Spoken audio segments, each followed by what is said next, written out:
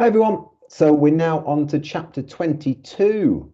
We've only got a few more left, and it's called Worldwide Whispers. Instead of going to work the next morning, Mum decided to walk to the bus stop with me. She said it was because me and Tom were famous now, and that even though we probably wouldn't be famous for more than a day, we needed to be careful. I just want to make sure that you're not going to be chased by any reporters, she said as she helped me put my coat on. Some of them are good people doing their job, but some of them have absolutely no scruples.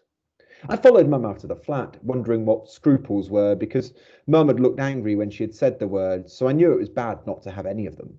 I also wondered why reporters might chase us. Tintin, who has to be one of the best reporters in the world, only ever chased people who were kidnappers or thieves or had done something wrong. When we reached the bus stop, we found Tom's mum and dad there too. Mum went to talk to them, and Tom and I hurried to get huddled together. Tom said his parents had told him that if I'll start that again, sorry. Tom said his parents had told him that if he ever ran away from school again, he would be so grounded that he would never see daylight again. But I told Mum it comes in through the curtains anyway, even when they're shut. And then when we watched the news, she screamed and hugged me and said how brave I was, said Tom, scratching his head. I don't get it. I told him I didn't get it either. About everything that had happened to me after I'd gotten home too. All the neighbours coming over, about horrible Mr. Greggs, and how Mum had been angry one moment and happy then the next moment, and how she had laughed at what Stan the taximan had said. Oh yeah, Tom gave him a cheer too, Tom grinned. I've never seen him cheer for anyone before, except when we dropped off my nana at the airport after he'd been staying with us for a month. We heard footsteps, and Josie and Michael came running up to meet us. We saw you on the news. Did you give them the note? What did they say? As soon as Josie and Michael finished asking their questions, Tom and me took it in turns to answer them. As we were talking, lots of people gathered round and asked me and Tom if we were the kids from the news. We were about to say yes when Tom's dad called us over. Now listen up, said Tom's dad, kneeling down. There are going to be a lot of people wanting to ask you all sorts of things about yesterday. And whilst you can tell Josie and Michael and Mrs. Sanders everything, and Mrs. Khan, I added. Yes, and Mrs. Khan. And Miss Hempsey, asked Josie. Okay, yes, her too, nodded Tom's dad, scratching his head in the exact way Tom does when he's thinking. But if anyone else asks you what happened, I want you to say exactly what grown-ups say when they're famous and they've got to keep something secret. Shall I tell you what it is? We all nodded and looked at each other excitedly. Famous grown-ups always say no comment when they want to keep something secret, continued Tom's father. And that's what I want you to do. Let's all give it a practice right now. Tom, you go first. No comment, said Tom, thrusting his nose in the air. No comment, said Josie, grinning. No comment, said Michael seriously. No comment, I said loudly. Good, said Mum. Now, if anyone asks you why you went to Buckingham Palace or what the police said to you or anything about yesterday, you say, no comment, we all shouted, making all the people at the bus stop look at us. My mum and Tom's mum and dad all smiled. Now, there's a promise we want you all to make, said Mum. We want you all to promise us that you won't look at any newspapers today. We all looked at each other, frowning a little, but nodded. Promise? Asked Tom's mum. Not a single newspaper? We promise, we all said, although I could see Josie had her fingers crossed behind her back. Excellent, said Tom's dad, giving us all a thumbs up. Now, we've spoken to Mrs. Sanders this morning, said Tom's mum, and the teacher, probably Mrs. Sanders herself, will be meeting you at the gates to make sure you don't get hounded by the odd reporter or two. You'll be taken straight to her office because she needs to have a few words with all of you before lessons start. Oh no, cried out Michael. We're all in trouble. Are my parents going to find out? It'll be fine, son, said Tom's dad, patting Michael on the back. I promise. Now go on, have a good day, said Mum as our bus came to a loud hissing stop in front of us. And we'll see you tonight. You're all to come straight home, she shouted. We all nodded and waved and ran up to the top deck as usual. The other passengers looked at me and Tom with a frown before looking at their newspapers and then looking back at us again. We hurried past and sat together in a little huddle. In whispers, Josie and Michael told us about their day yesterday. It had been exciting too. Josie said she'd had to make up a story involving a Chinese takeaway and endless buckets of puke to get Mrs. Khan to believe I was sick, but we'd be back the next day. And Michael had pretended to lose his voice so that he didn't have to say anything to Mrs. Khan when she asked him where Tom was. But of course, he had kept forgetting that he was meant to have lost his voice, so Josie had to kick him lots of times to make him remember. And then, when the police had rung to tell Mrs. Sanders what had happened, she had come and taken them both out of class and made them tell her everything. Did Mrs. Sanders say anything about giving us detention? Asked Tom. Josie and Michael shook their heads. But Mrs. Khan did seem upset, said Josie, looking down. I feel bad for lying to her. Oh, me too, said Michael. Maybe we should, make her a card, said Josie. Yeah, I've still got some Queen's biscuits left over. We can give her those for her tea, said Tom. But when we got to school, we forgot all about Mrs. Khan, because the school was surrounded by hundreds of vans with large round satellite dishes on their roofs and lights and microphones and grey fluffy things on sticks. Staring at us were hundreds of cameras on legs, which looked like one-eyed insects that could zoom their eyes in and out and swivel their heads in any direction they wanted. And all of them had lots of people bobbing up and down behind them. As we walked towards the gate, a woman suddenly cried out, "There they are!" and started running towards us. I could see Mrs. Irons standing by the railings and looking at us, his eyes narrowed and his nose high in the air. His moustache was twitching. "No comment," shouted Michael as he began running towards the school gates. We all ran too, but before we could reach them, lots of cameras and arms and legs had surrounded us and were blocking our way. "What message were you trying to send our government? Was this an act of protest on behalf of child refugees around the world? What was in the note? Who put you up to this? Where are you from? Were you born in this country? Would you like to tell us your story?" Everywhere we looked, there were lenses and lights and loud clicking sounds. I clung on to Josie and Michael and Tom as the one-eyed machines all pushed us into a circle. I could hear Josie's breath beginning to wheeze. She doesn't like tight spaces, and my hands were beginning to sweat. Michael and me shouted, "No comment!" but I didn't think anyone could hear us. "Everybody stand back right now!" Tim cried. And just as suddenly as the scary cameras and reporters and microphones had surrounded us, they all instantly moved away, and we could all breathe again. "No shame at all," came the same familiar voice, which was getting closer and closer to us. "How dare you harass my kids?"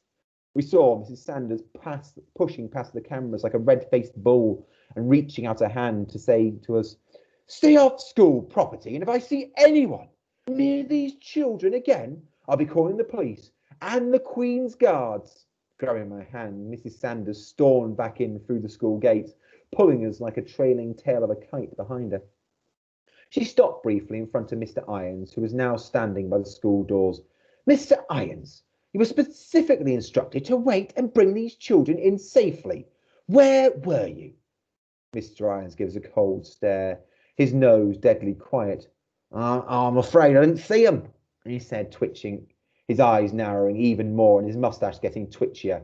"You didn't see them? Stay here. I will speak to you later." Throwing open the school doors, Mrs. Sanders let us in and stopped to look down at us properly. She was angrier than I'd ever seen her, and her whole face was the colour of an extra bright pink peach. "Are you okay?" she asked. Her voice was back to normal volume now, but it was shaky. We all nodded, too stunned to say anything. "Anyone hurt?" We shook our heads. "Good. Now all of you are to go straight upstairs to my office," she ordered, looking over her glasses at us. "You'll find Mrs. Khan there already, along with Amit and his foster mum and Mrs. Hempsey. The two police officers who want to have a quick word. I'll be up in just a minute. I need a word with Mr. Irons." And waving us along, she hurried back outside. There are two types of being scared in the world. The first type is when you do something wrong, like breaking your mum's favourite vase by accident, and you're scared of her finding out. But at the same time, because she's your mum, you know that deep down she won't ever punish you too horribly, because she knows that accidents happen. But then there's another type of scared. It's when something you never ever thought would happen suddenly does, and the idea of it's so awful that you want to run away. I've only ever felt this type of scared once before, and that was when I saw Mum standing in the hospital corridor crying. And I knew right away that something bad had happened to my dad. I was feeling that second type of scared again now, and it made me want to be sick all over the floor. I've never thought that the greatest idea in the world would get us into trouble with the police, and I never imagined it would get Amit into trouble too. I didn't want him to feel angry at us. But what if he hated us for not telling him our plan and for the news people knowing about him, even though we hadn't meant to? Come on, said Josie, putting an arm over my shoulder, and together we all walked in silence up to Mrs. Sanders' office. I took a deep breath and, feeling the worst, opened the door. But instead of angry stares and shaking heads, we found everyone smiling at us. Mrs. Khan ran up and gave us all a hug, and so did Miss Hempsey. And Amit looked at us with his wide lion eyes and gave us a small wave. His foster mum was holding her hands to her lips as if she was praying and kept saying, "Oh, you dear children." And there were two police officers standing near the door, but they didn't look too angry either and just nodded and smiled at us. "Come and sit down," said Mrs. Khan, leading us to four chairs that had been squeezed in front of Mrs. Sanders' desk. We all sat down. I was still feeling jumpy inside, but at least I wasn't feeling sick anymore. "As soon as Mrs. Sanders gets back, we want to hear all about what happened yesterday," said Mrs. Khan.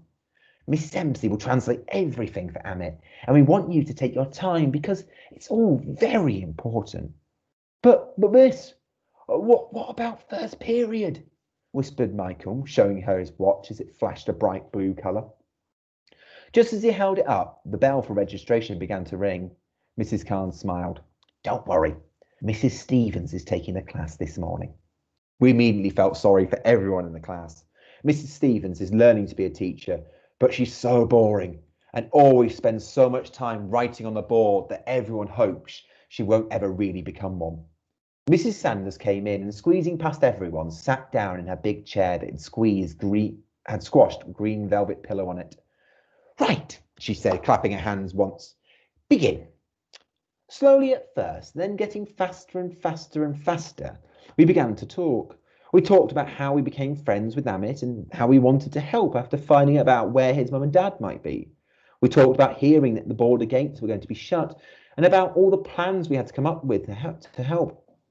I could see Miss Hempsey explaining everything to Amit as we went, and his eyes getting wider and wider. But it wasn't until I got out my exercise book and showed everyone the greatest idea in the world and the emergency plan that he jumped up from his seat and came to stand next to me. Miss Hempsey had to stand up too as we continued to talk about the letter to the Queen and the presents we were meant to give her, and Stan the taxi man and Davinda the paramedic and the extra special Coldstream guards who'd given us their word. Nobody asked us any questions, not even one. They all just sat and listened and nodded as Miss Hempsey murmured what we were saying in Amit's ear. It was strange having so many grown-ups sit and listen, as if we were them and they were us, but it felt good too. When we had said everything there was to say, Mrs. Sanders nodded and put her hands together. "Well," she said, leaning back in her chair, "I hardly know what to say." She leaned forward and picked up my exercise book with the greatest idea in the world drawn in it. "But what I can say is that Amit is very, very lucky to have friends who are so passionate about helping him find his family." Mrs. Khan nodded, and I saw the two police officers nodding too.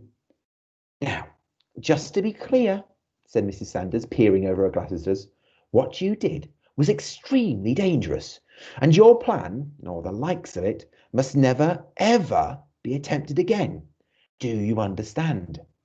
We all nodded silently. I could feel my cheeks getting hot and saw Tom's ears instantly turn bright red. "You lied to Mrs. Khan, you left school without permission, and you put yourselves in great danger. Behaviour like this would usually lead to a temporary suspension from school." Josie gasped and Michael winced. I could hear Tom swallowing nervously, and even Amit looked scared. Mrs. Sanders went on. "However, we've spoken with all your parents, and I can understand fully that you thought this was an emergency. So," I looked up at Mrs. Sanders and could feel everyone doing the same, "in this instance, you will not be suspended." Tom yelped a small "yes," and Josie let out a huge puff of air that had been making her cheeks swell, and Michael gave a long sigh. As soon as Mrs. Hempsey had told him what had happened, Amit cheered and clapped. But even though I felt happy too, I couldn't feel fully happy because I still wanted to know something. And what about Amit's family, miss? Has the Queen found them already? Mrs. Sanders shook her head and slowly leaned forward. I think you should all know that the Queen, well, there are some things that even she can't do. But she's the Queen, frowned Tom. She can do whatever she wants. I could see Amit staring at Mrs. Sanders as if she wasn't making any sense to him either. But Mrs. Sanders was shaking her head. I'm afraid that's not quite true. I'm sure that the Queen would like to help and help Amit in some way, but I doubt very much that she'll be allowed to send out extra people to find his family, especially when no one knows where they are. On hearing Mrs. Sanders' words, I felt something hard hit me in the middle of my chest. I wanted to tell her that she was wrong, that the Queen could help anyone if she really wanted to, but even though my mouth opened, it couldn't say any words. I know that might come as a huge disappointment, said Mrs. Sanders, peering over her glasses at us and looking at me the longest. But Amit has lots of people trying to help him find his parents. Even though if they do find them, it might take a long time, months, maybe even years before they can join him here. And that's why he's staying with Mrs. York for now, she added, nodding at Amit's foster mum. We all stayed silent. And even though I didn't want them to, I could feel my eyes beginning to get wet, and my nose tickling, and something heavy sinking in the pit of my stomach. Everything we'd done was for nothing, and the greatest idea was really the stupid idea in the world, and in fact, it was probably the stupid idea in the whole universe, and I knew that everyone was thinking it too. How, said Mrs. Sanders kindly, I want to show you something. She took a newspaper from out of her bag and laid it on the desk in front of us. I looked over at Michael and Tom and Josie, but I think they must have all forgotten about the promise we made because they immediately started to read the paper. So I wiped my eyes and looked at it too.